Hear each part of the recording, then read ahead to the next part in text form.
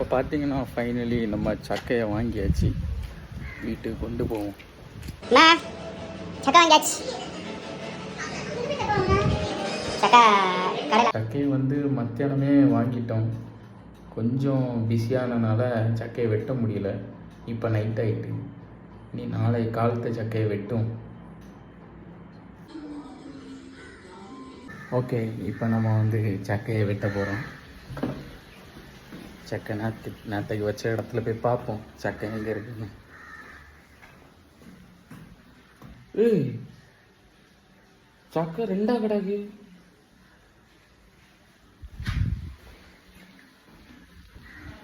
ஏமா சக்கை யார் வெட்டினா?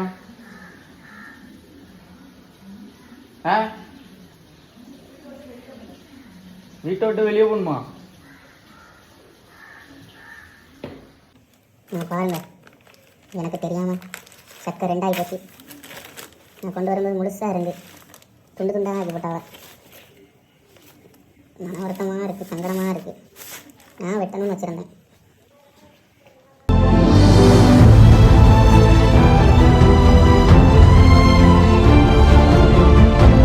எனக்கு மட்டும் ஏன் தப்பாகவே நடக்குன்னு தெரியல. நான் கஷ்டப்பட்டு வாங்கி வச்சுருந்தேன் சக்கையை. நேற்று சந்தையில் போய் 5 கிலோ பெரிய சக்கை. நான் யாருக்கும் தெரியாமல் வீடியோ எடுத்து போடலாம் நினச்சேன். நைட்டு தூங்கினேன். இப்போ கால் தெரிஞ்சிச்சு பார்த்தா ரெண்டாக கிடக்கு. என் அம்மாவோட கேட எங்கள் அம்மா சொல்லி அப்பா வந்து வெட்டி போட்டாரு. சிறையாக இருக்குது, வேதனையாக இருக்குது. நான் எங்கேயா பேரலாமான்னு இருக்கேன். இனி யாரும் கைஸ் சக்கையை பற்றி மட்டும் கேட்காதீங்க, என்னால் முடியாது.